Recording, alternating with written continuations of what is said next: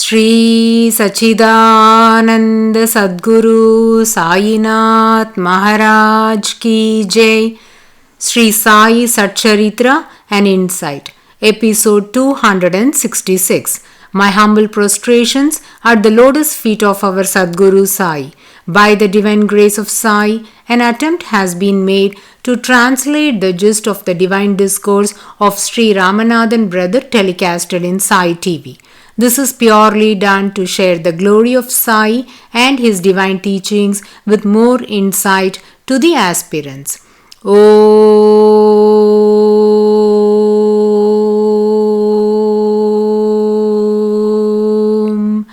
Gurur Brahma Gurur Vishnu Gurur Devo Maheshwaraha Gurur Sakshat Parabrahmam Tasmai Shri Gurave Namaha.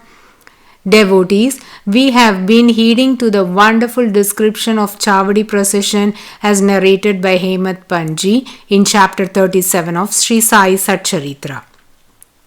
In the previous episode, we listened that as soon as the procession reached the crossroads, Sri Sai Maharaj would stand facing north in front of Dakshinmukhi Hanuman Mandir for more than 1.5 hours, moving his right arm up and down.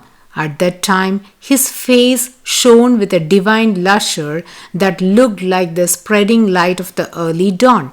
The devotees competed to have a glimpse of Sri Sai, as they felt that having his darshan at that time was the rarest blessing. His face was radiant with a diffuse red color. The enthusiastic devotees danced to the sound of the music, and some were engaged in singing bhajans. Few made loud proclamations in praise of Sri Sai, while others played musical instruments. The place where Sri Sai Maharaj stood for a long time, absorbed completely in himself, devoid of the surroundings during Chavadi procession, is a very significant spot. Every grass, stone and grain of the soil in Shirdi is blessed, as they could kiss the holy feet of Sri Sai Maharaj. They are bundled with divine vibrations and a storehouse of subtle enigmatic powers. Unfortunately, we fail to recognize the divinity deposited in them. This spot is exactly in front of Dakshinmukhi Hanuman temple.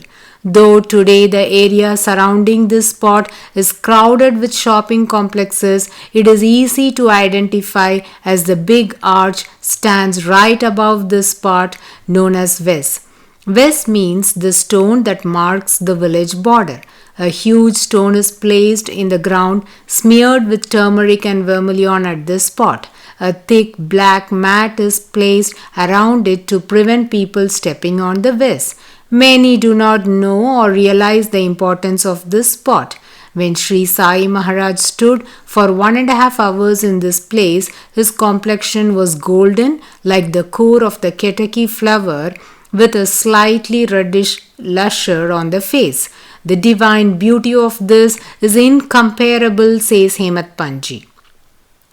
In the later chapters, we will come across a devotee named Balaram Turandar. To him, Sri Sai Maharaj revealed as Lord Pandurang during Chavadi procession at this very spot. Sri Sai Maharaj revealed himself to many devotees as their favorite deity at this place. Standing at this divine spot, facing Dakshinmukhi Hanuman Mandir in a subtle manner, Sri Sai Maharaj has showered his blessings upon innumerable devotees. Hence, devotees, please remember to have darshan of this place during your next pilgrimage to Shirdi. During the Chavadi procession, Mahalsapati would stand to the right of Sri Sai Baba, holding the hem of Sri Sai's kafni very lightly, and to the left, Tatya Kote walked with a lantern in his hand. When Sri Sai Maharaj stood at this spot for 1.5 hours, Mahalsapati would dance, being possessed by some deity. In addition to this was the sound of the musical instruments, bhajans, loud proclamations, chanting of Sai's name. All these reverberated in the air. Men, women and children came to have darshan of Sri Sai Baba and glimpsing his divine form prostrated at his feet. Whereas, to the surprise of all, Sri Sai Maharaj stood devoid of the surroundings. It looked as though he was concentrating on something or directing someone at a far-off place in a subtle manner. At that moment, the devotees witnessed the divine brilliance on Sri Sai Baba, and words fail to describe the beauty of it. Must be relished through the eyes, says Hemat Panji. Following this, slowly Sri Sai Maharaj would walk towards Chavadi. The devotees also walked on both sides with love and devotion overflowing in their hearts. In those days, there used to be just one door to Chavadi and women were not permitted to step into Chavadi.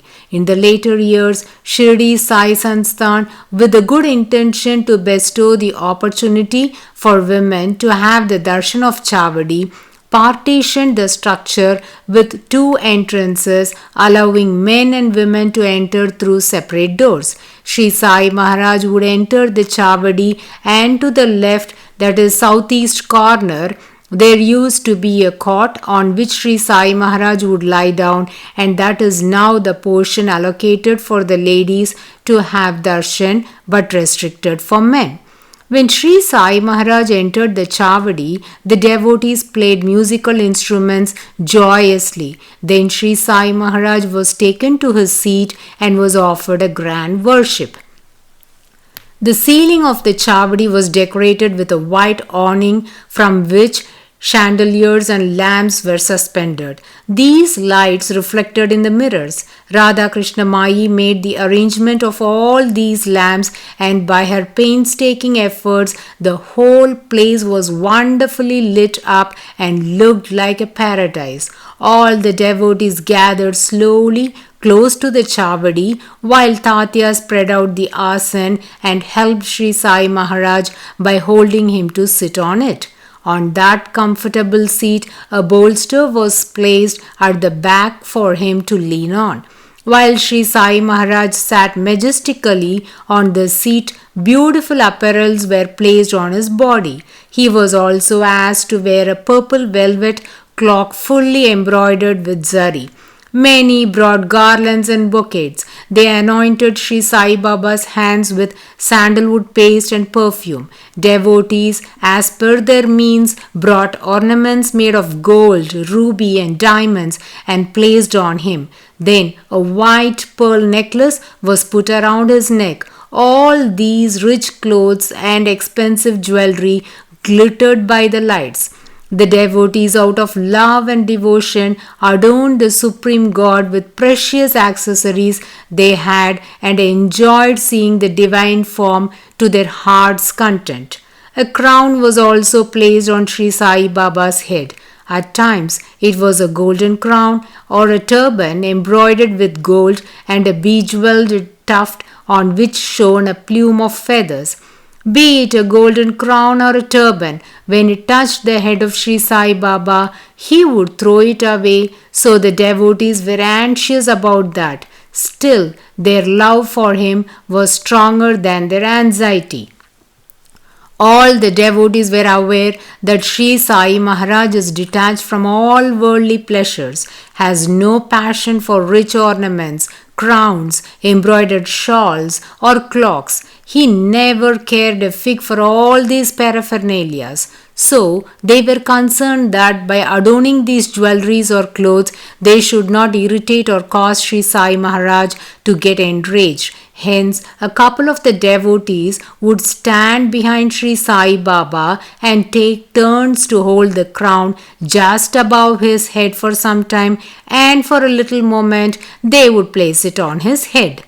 The devotees thought that Sri Sai Maharaj would not know what was happening. How profound and innocent their love was for him. Similarly, if the cloak slipped out of his shoulders, there were people to immediately gather it on both sides. the one who is the inner ruler of all, the supreme Parabrahman, not know the sneaky actions of the devotees around him? Still he kept quiet, must have giggled in his mind, thinking of all the silly things they were doing to him in tranquility. He submitted himself to their wish and accepted it as he wanted them to have the pleasure and satisfaction of adorning him with stuff they wish. He sat there as a spiritual magnet that drew all the devotees towards him. Devotees also applied a beautiful tilak on the forehead of Sri Sai Baba that was mixed with saffron. Some drew a vertical black line with fragrant musk indicating the practice of the Vaishnavas, and a round black tilak was also put on the forehead. The sport of the devotees went on. When all the dressing, garlanding and other adornments were completed, they all glowed brilliantly on Sri Sai Baba's physical form. Of course, to the one who is radiating the most precious and priceless inner peace, what avail is of all these outer glories? Even then, the devotees did all these to express the love that gushed out from their heart for him. As a mother would love to adorn new clothes to a baby and enjoy seeing its beauty, similar was the love of the devotees for Sri Sai Maharaj. Nana Sahib Nimonkar held the white umbrella and on alternate days used a yellow one which moved in a circle on its supporting stick with its pendants and tassels, while Bapu Sahib Jog brought a silver platter with an edge and placed Sri Sai Baba's feet in it and washed the feet of Sri Sai Baba with great reverence, then wiped his hands with perfume, offered puja to the holy feet of Sri Sai Maharaj. 1,000 eyes are not enough to enjoy this regal paraphernalia. Then he took a small bowl of saffron and applied the fragrant paste on the hands, then offered betel leaves on his palms. While Sri Sai Maharaj was seated on his asan, Tatya and others would be standing around him in the chavadi. Devotees would prostrate at the lotus feet of Sri Sai Baba and take his blessings. When Sri Sai Maharaj leaned against the bolster, the whisks and fans moved gently.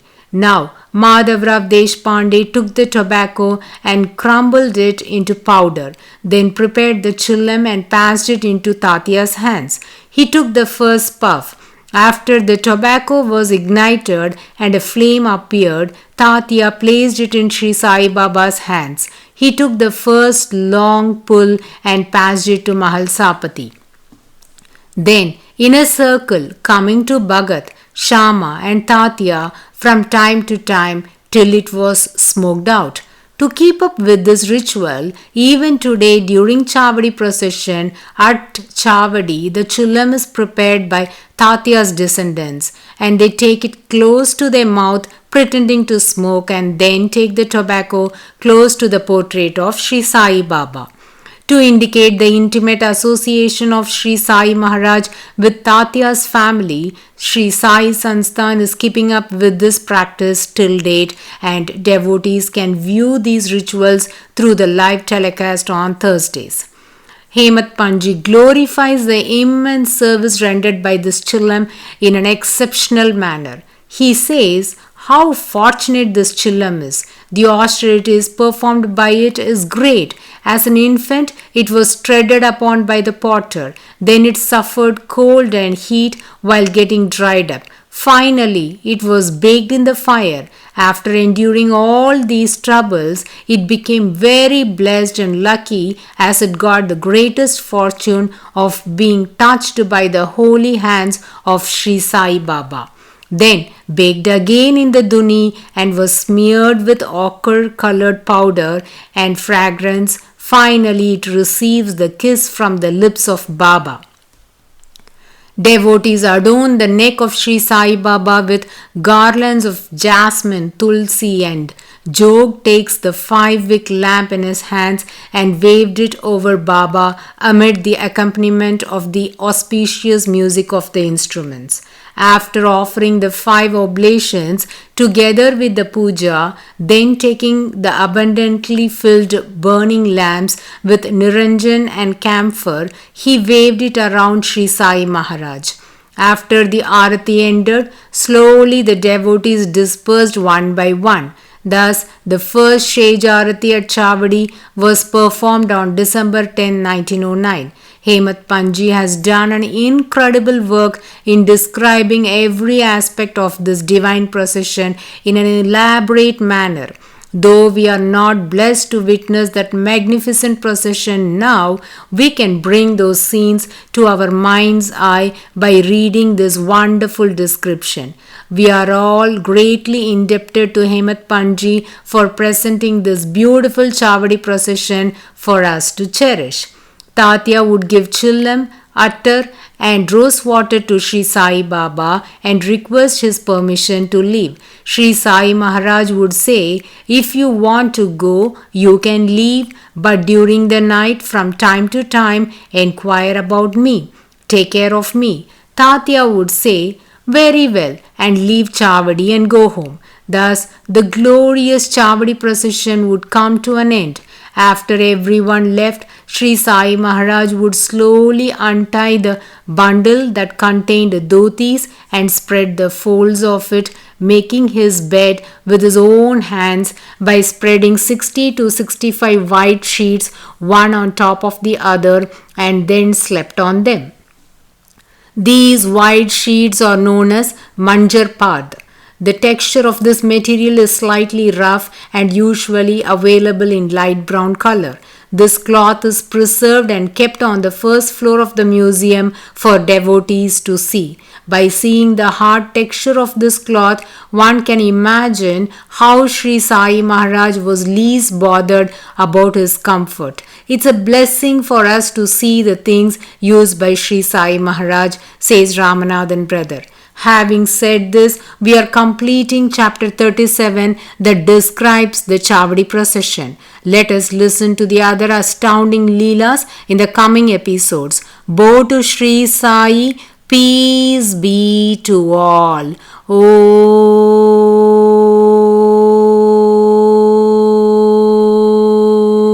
Om Sai Ram.